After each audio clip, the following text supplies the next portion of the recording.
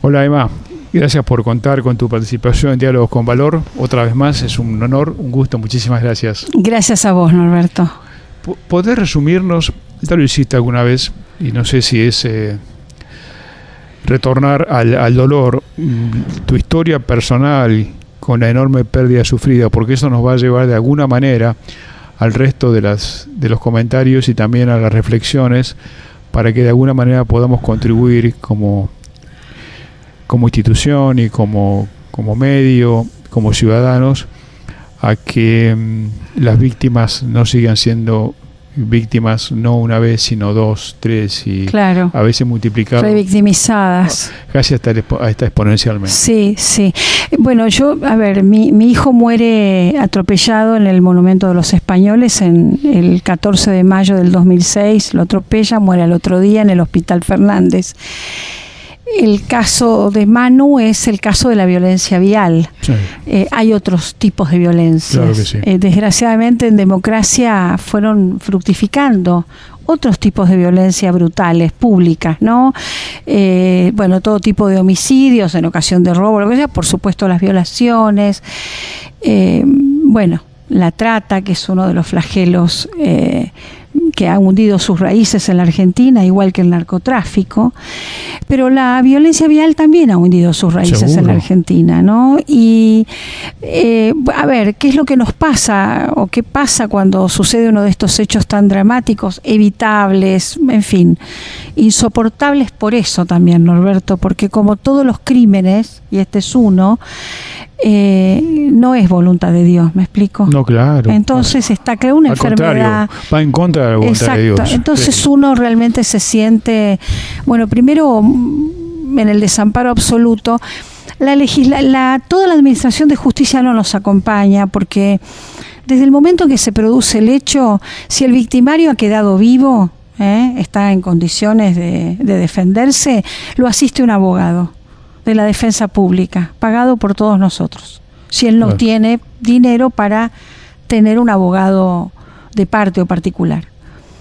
A la víctima no la asiste nadie, no hay un abogado que se acerca a la víctima, se acerca un abogado particular si la víctima necesita ser representada, porque el fiscal que querella, no querella por y para la víctima, querella por la sociedad. El fiscal está representando a la sociedad y dice, aquí ha habido una situación delictiva y por lo tanto yo acuso. Pero el yo acuso del fiscal no es yo acuso por la víctima y para la víctima. Claro. Yo acuso para que la sociedad que ha sido ofendida en un sentido abstracto sea reparada también en un sentido abstracto. Entonces esto está muy bien. El problema es que la víctima no tiene una representación directa. Ese es lo primero que observás en todos los casos, inclusive en los casos con lesiones, donde hay sobrevida pero lesiones.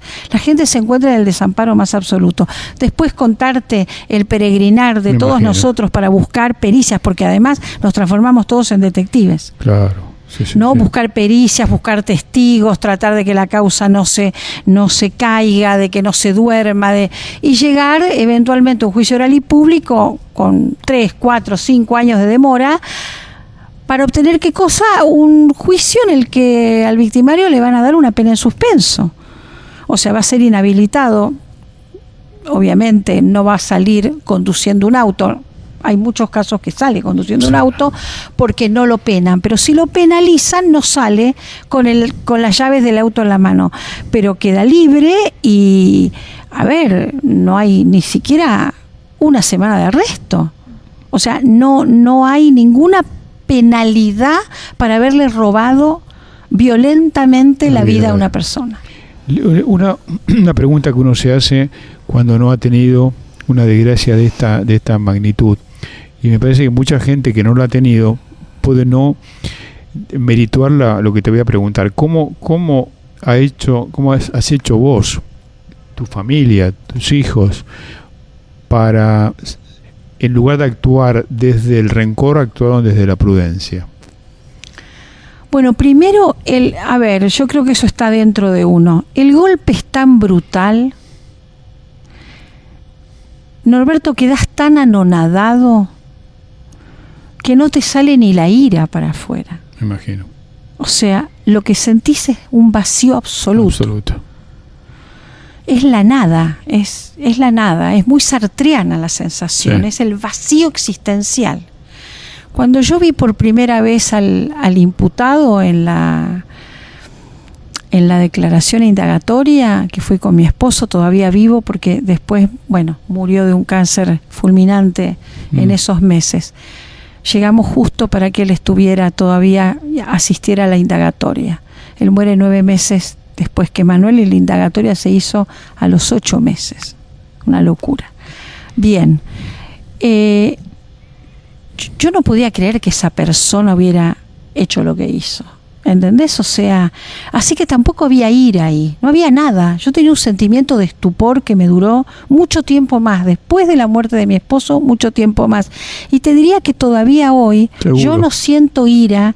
Esas fases del duelo que pasan de la depresión a la ira y después a la tristeza, y yo debo tener el duelo congelado. La verdad, Norberto, es que lo que más veo es mi caso.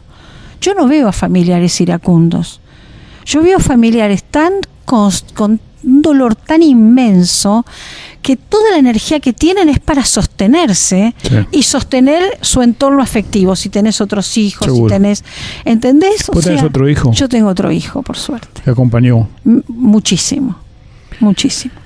Estas cosas son estas cosas incomprensibles donde la justicia se convierte tan injusta, ¿no? Y sí, por eso la justicia, lo hemos dicho en varios programas, ¿no? La justicia tiene una deuda con esta sociedad todavía más grande que la política. Pues la política tiene una deuda muy grande con la sociedad. Estoy de acuerdo con vos. No llegamos a esta situación porque alguien decidió. No, llegamos por nuestra propia... Estoy totalmente de acuerdo con lo que vos decís. Y la justicia... Donde hay más impunidad no es en la política. Claro que no. Que está más ventilada. Seguro. Más a merced de que los miremos, los medios. Sí. Es en la justicia. Sí. Y vos sabés, Emma, que esto...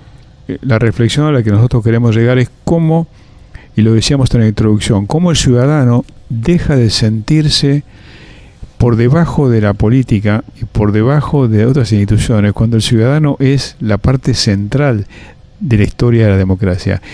Es en esa pirámide está en el vértice superior, no en el vértice inferior. Exacto. Por más que la política te haga creer lo contrario. Totalmente. Pero nosotros no terminamos de entender eso, o no, por supuesto la política no quiere que vos entiendas eso, pero además no hacemos el esfuerzo, aún desde las organizaciones de la sociedad civil, de construir conciencia, de decir, señores, estos son, de alguna manera, mandatarios. Esto es una... Sí, estoy de acuerdo. Lo que pasa es que eso es muy difícil de hacer, requiere mucho tiempo, mucha energía puesta en eso, que es en realidad comunicar. Claro. Comunicar y darle valor a la acción, solidaria, ¿no? Así es. Fraternal, que tenemos que tener entre los ciudadanos. Pero eso requiere mucho tiempo y en cierto sentido es como si quedara ese lugar desplazado para aquellos que ya hemos sufrido mucho. Claro. ¿Entendés? Es como si la sociedad nos delegara, bueno, eso háganlo ustedes, porque nosotros estamos con el trajín del día a día y no tenemos tiempo para esto. Hasta el momento que el destino o lo que fuere te enfrenta con una cosa parecida. Exactamente. Y ahí tomas conciencia de toda tu pereza anterior. Sí, que es esa alegre, infantil inconsciencia de yo sé que esto no funciona bien, pero que se hagan cargo otros. Yo no lo voy a hacer porque mi vida en realidad es mi egoísmo, es primero, porque qué clase de vida es. Sí. Bueno, sí, es eso. Sí, ahora... en la provincia de Buenos Aires hay un proyecto de ley, ¿no? De poner también un foco en Están poniendo foco en las víctimas. Mira, yo te diría que este año, de distintas maneras y atravesando los partidos y los gobiernos, sí, la víctima empezó a ocupar como preocupación social el centro de la escena. A mí me parece que eso está bien, pero yo sé que es porque hay demasiadas víctimas. Es decir, somos sociedad, esto es a escala humana. Sí, claro. Aprendemos cuando las piedras son tan grandes o cuando los muertos son tantos que no tenemos más remedio que verlos. Es una pena que no podamos aprender cuando todavía preventivamente el daño no tiene la magnitud que tiene ahora.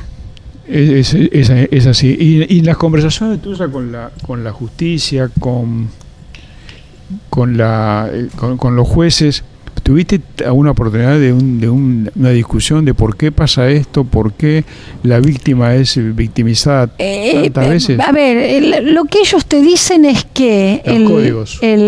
Por un lado los códigos, a ver, cuando vos hablas con buenos fiscales, que los hay, te dicen que ellos se ocupan, y a mí me consta que se ocupan. Entonces, vos sabés que hay fiscalías y fiscalías, claro, como hay jueces y jueces, como hay tribunales de juicio y tribunales de juicio, y así sigamos policías y policías y seguiríamos con toda la escala que tiene que ver con la seguridad y la justicia. Lo otro que también a mí me parece interesante, Norberto, nosotros no somos una sociedad simple, somos una sociedad extremadamente compleja. Sí.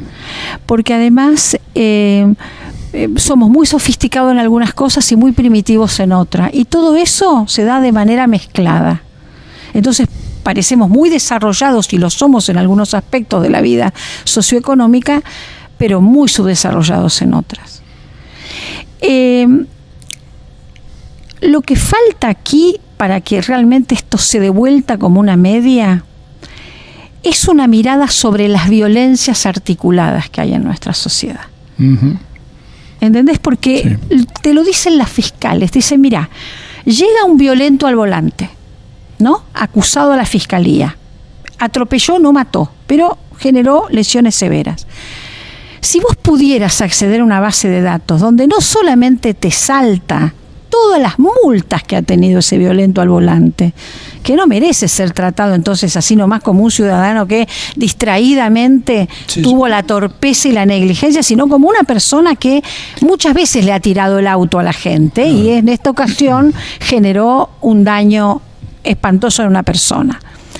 Si uno pudiera acceder a bases de datos con causas articuladas, donde a veces este señor o esta señora, vamos a suponer que es un señor, también es un violento en su casa, porque tiene una denuncia hecha por la exmujer.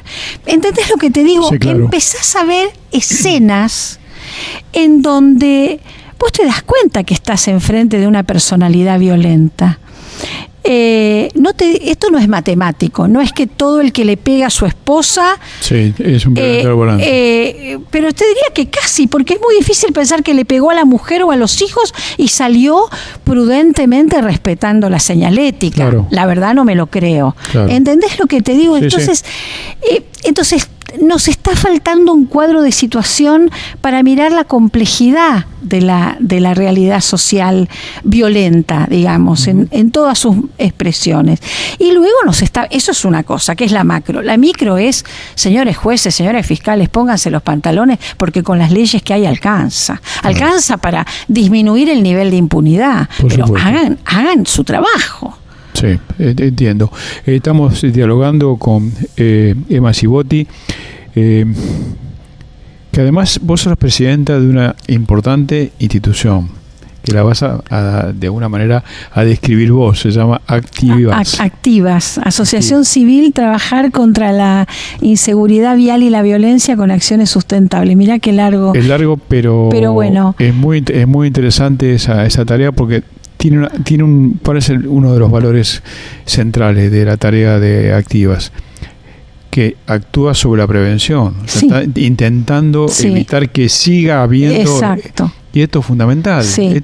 Y articulándonos también, te digo, con muchas asociaciones civiles que trabajan de la misma manera por las víctimas viales y para la prevención vial a nivel federal.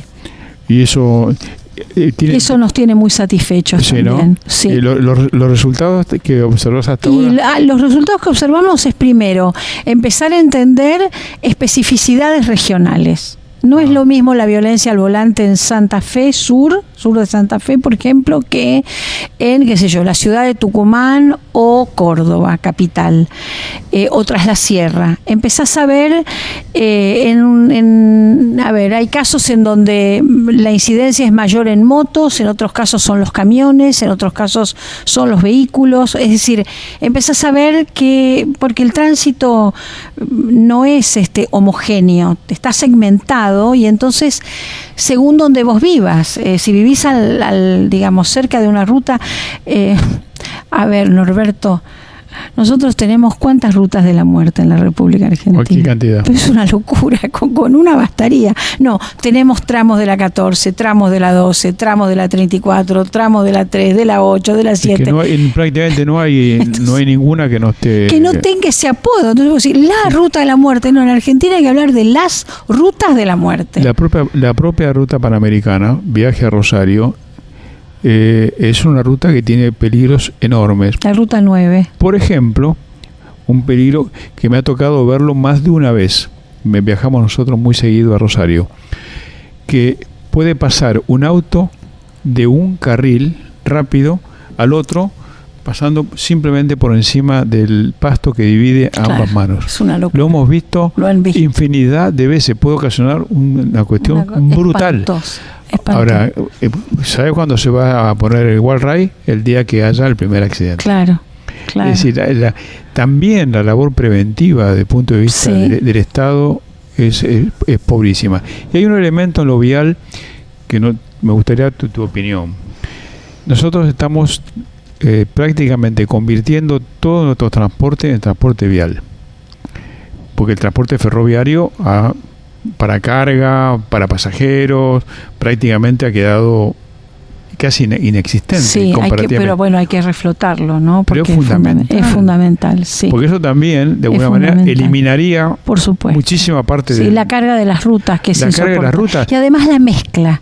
Vos en la ruta tenés que tener, a ver, vehículo motor simple, auto, moto y chau. Exacto. ¿No? Y sus variantes, digamos, si vos querés el utilitario, sí. Pero colectivos y camiones, no.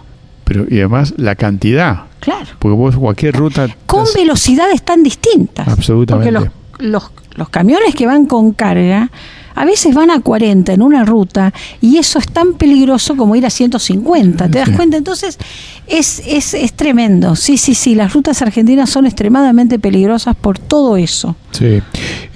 ¿Cuáles son los planes de activas para el año que viene? Bueno, a ver, para el año que viene retomamos una actividad que este año no pudimos desarrollar bien. Sí. Que fue el camino escolar.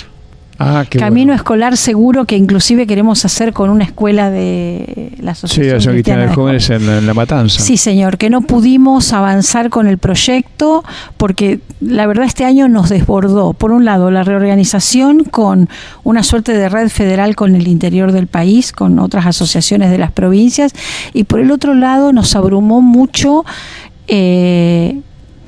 lo que le pasa a las víctimas viales. Nosotros no litigamos, pero acompañamos en los juicios. Claro. Y eso ha sido una tarea abrumadora este año. Vamos a tener que reorganizarla para el año que viene. Así que lo primero que te digo es camino escolar seguro. Hay algunas ciudades, localidades que ya lo tienen, con lo cual vamos a hacer un trabajo de ir nosotros para ver cómo lo están usando. Esto hay en Misiones, hay en Entre Ríos, hay en la provincia de Buenos Aires. Entonces queremos ir a esas localidades para ver qué provecho están sacando las escuelas, la comunidad educativa y los niños, los chicos y las chicas, del camino escolar seguro.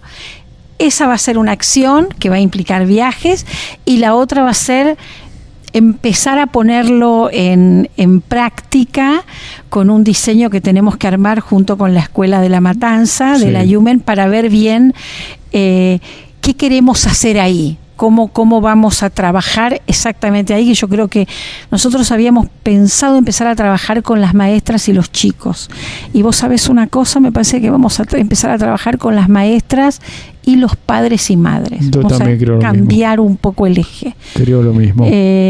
Con alguna reunión tipo asamblea, estamos armando algo para enviarle al director la propuesta para el año que viene. Sí, y sí, me parece interesante y que después se pueda de alguna forma el modelo o el proyecto se pueda expandir a otra. Es que esa es la idea, ¿no es cierto? esa es la idea. Y que como ya hay experiencias, claro, podemos hacer el espejo. Claro. Niños de Misiones que le escriban a los chicos de la escuela a ver cómo les está yendo, foto que va, foto que viene, pequeño video, en fin, estamos pensando en una estrategia de ese tipo para trabajar en prevención infantil, sobre todo, porque nosotros decimos que, la seguridad vial también es cosa de chicos, ¿no? Sí, claro. Así que les importa a ellos tanto como a todos. Y que muchas veces son las víctimas más. Pero por supuesto, ni hablar. Más ni hablar. Tremenda, ¿no? Y después vamos a seguir bregando por mejores leyes viales. Estamos contentos porque finalmente hoy, te lo doy como primicia, sí, por suerte la Cámara de Diputados entendió que había 2 proyectos viales, pero que por ser 2 no era bueno ni uno ni otro, y decidieron mandarlos a un cajón y esperar a que se elabore algo mejor. Eran 2 proyectos viales, te cuento, Norberto, que tenían una característica para nosotros realmente insultante. Ninguno tenía penas severas. Entonces, si vos haces un proyecto penal vial y vas a seguir con el código como está, no hagas nada. No, dejemos como está. Dejemos como está. Y si no, propongamos penas de cumplimiento efectivo. Sí. Nosotros insistimos que desde una semana para arriba, yo te diría entre una semana y 2-3 años de alguien privado de su libertad legítimamente porque mató en un homicidio agravado, ¿no es cierto?, en tránsito, por ejemplo, iba, no sé, alcoholizado, cruzó en rojo y mató a una persona, o chocó una familia que iba en un auto y mató. ¿Sabés qué bien? ¿Cómo lo haría repensar la situación? Sin duda. No estamos pensando que es un asesino, pero que se condujo como tal. Claro. Con menosprecio total por la vida propia y la ajena, como hacen los asesinos. Entonces esa persona tiene que reflexionarse severamente, seriamente. Así que bueno, vamos a ver si tenemos más suerte, pero al menos el Congreso nos dio una señal, la Cámara de Diputados, de estamos entendiendo de qué se trata. Bueno, menos mal, era hora. Sí, porque usted lleva una lucha de ¿cuánto tiempo? Sí, de mucho tiempo, y somos de las asociaciones que no estamos dispuestas a aprobar cualquier legislación. Porque había una dando vuelta. ¿Sabes qué? Leyes placebo en este tema no necesitamos. Y leyes para lavar la conciencia tampoco. Bueno, nos parece muy bien. Y por supuesto, Emma, en esta lucha que ustedes llevan adelante, como te dije alguna vez y te lo repito al aire, contar con nosotros. Muchísimas nos interesa gracias. Muchísimo esto, fundamentalmente el trabajo sobre la prevención y fundamentalmente la recuperación de la ciudadanía como factor central de la democracia, que implica esto, compartir con la dirigencia política, y cuando la dirigencia política no entienda, de alguna manera confrontar con la dirigencia política, porque a ellos le corresponde de alguna manera la representatividad de la ciudadanía. Y si no lo hacen adecuadamente, tenemos todo el derecho, no importa, a nosotros como institución, te das cuenta, no nos importa ni el partido A, el B, el C, nos importa son los valores que están de alguna manera expresos en nuestra misión. Y eso no tiene color político. No. Y como decíamos muchas veces en este programa, los dirigentes políticos son dirigentes políticos por decisión propia y se supone por vocación. Y hay que ponerse manos a la obra. Exacto. Y si no, si yo digo no puedo, y no puedo, pero si estoy, tengo que actuar como exactamente, tal. Y tiene que hacerle honor al cargo. A su cargo. Exacto. Así que muchas gracias por esto y lo mejor para el próximo año. Muchísimas gracias, Norberto, un abrazo. Ha sido Emma Cibotti, nuestra invitada de hoy. Como decimos siempre, Argentina anda y camina con esperanza activa. Hasta nuestro próximo encuentro por la 103.9.